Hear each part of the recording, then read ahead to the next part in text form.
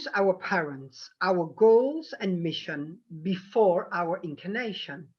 How does this process happen? Can you talk a little bit about this, please?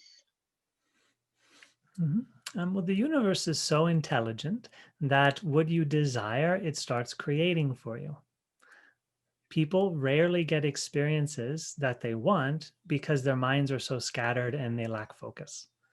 Right? I mentioned before that I made my life very simple and very clear on purpose so that I would be able to achieve the results that I wanted. I learned how to remove the distractions from my mind. I also learned how to work through the limitations of myself, such as fear or doubt, anything that I felt holding me back in my creative energy. So the universe knows you so well that it's always bringing you exactly what you're asking for. And if you're creating fear, you're asking for a reality that makes you feel separate and that prevents you from connecting with the goals that you have. So if you're choosing to be in fear right now, then you're creating a reality that's showing you this separation consciousness, right? Oftentimes, human beings make far too important the past. They really do. Before you incarnated, you didn't decide your entire life. You decided how it was going to start. You decided the time you were going to be born, the location you were going to be born, and the parents you were going to be born to. That's what you chose. And you had inside yourself different ideas of what you wanted. But as we incarnate, those ideas evolve and grow just as we do. Right? You may have thought when you were younger, you wanted to be somebody, maybe a doctor or a scientist, right? And then as you went on that journey, you learned more about yourself, you had new experiences, and that desire changed. Right? Experience evolved you. We come into incarnation to evolve ourselves.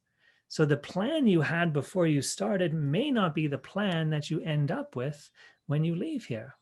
Your journey changes you. Your journey evolves you.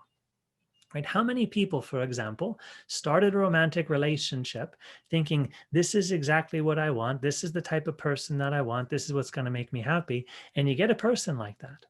Right? You manifested a person that checked all these boxes on your list. Right? But then you go through that experience and you realize, you know what? It's not really what I want. It's not really that type of person. It's not really that way of thinking. It's not really a lot of these things. Right? So you lived and you changed. You evolved and you grew. Right? It's like that when we incarnate. We have ideas, we have a plan, and we decide when and where and who to be with, what family to incarnate into. And we often do have intentions about what we want in our life, but we grow and we learn and we evolve. My own personal experience is that if someone emphasizes these ideas about the past too much, they're imposing limitation on themselves right now. It's valuable to know about the past so we can make better choices in the present to create the future that we want. But we should not feel limited by the past. We should not be striving to understand what I decided before I incarnated. No, you know what you want right now. That's what's here. That's what you're to work with. And if you're holding on to a desire right now, it's supposed to be here and it's supposed to help you evolve and grow. And it might be what you thought earlier before you incarnated, or it might be something new that happened in this lifetime. I think it's important to live in the present moment and not really emphasize so much in the past. You can't control the past. You can't change the past. What you can do is live consciously right now, control and change right now. And then that's going to take you to the future that you want. There's a lot of religious beliefs that are designed to disempower human beings, including the beliefs of karma and past lifetimes. If you were to research where these ideas came from, they were popularized by religions, and at those time periods in the world, the religions and the politics were the same. So the priests ruled the world, and they created ideas that often made people disempowered. Karma has a lot of disempowering knowledge wrapped within it. What's more valuable is to try to be the best person you can be right now. Right? And that's going to help you learn all your lessons and grow in the best of ways. But to think that a past lifetime is restricting me, to think that I have to stay in this marriage because I made some soul contract with this person, even though the person is abusing me and I'm so unhappy with my life, I know people who've done that, who've stayed in marriages, oftentimes manifested illnesses because of the stress of their marriages in part, right? Because about their way of thinking, because they held on to these religious concepts so strongly and felt so disempowered. They couldn't listen to their own inner guidance because they were listening to these religious concepts. So I think sometimes we place too much importance on things that are outside of myself, including religious ideas and spiritual ideas and political ideas as well, right? Be the best person you can be. Live the best life you can live. Be happy, be joyous. Follow your heart because you're here to wake up to the reality that you're in charge of your own life, that you're the creator of your own personal reality. Right? So don't choose limiting concepts, especially ones that are so disconnected from your life that you can't verify them and you can't validate them. Why are we living so disconnected? We really have to come into this experience and live it. That's when we really shine. Yes, because they say that we wrote before we come all our life. It's all written down. So that's Yeah. not true, no? No, that's not my experience. My experience is I live in the present moment and life is unfolding from here.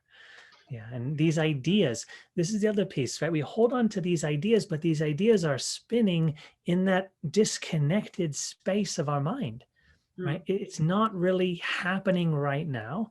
And we feel disconnected. We're in our imagination. We feel distracted. We're not really present. We're not connected to our intuition, to our inner knowing. We're in these abstract concepts that are just written in history books. The exact experience we're having is our teacher.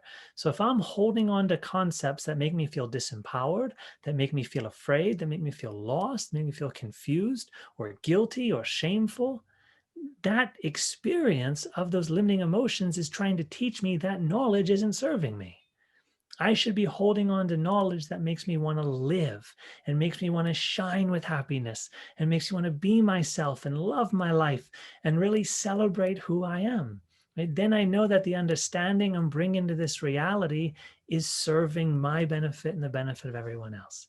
And that's how we can kind of filter through a lot of these religious concepts that aren't about God or awakening at all.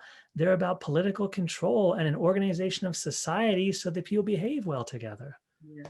Right? Because we've had problems behaving together. So we made rules and we say they come from God because God's a greater authority than the government. Right? People won't listen to other human beings. Right? We learned that in the past. So what do? You say, well, God's going to punish you. Yeah. This imaginary being is going to punish you after this world. So you better behave right now. And people agreed because you said this being's going to punish you for eternity. So you better behave right now. Right? It's all just ideas and concepts. Go to hell. Yeah, but if you live your life right now, you know how to be happy. And that's the goal. The goal wasn't punishment or threat. The goal was happiness. We just didn't think for ourselves. We just didn't live fully enough in this reality and awaken as conscious creators.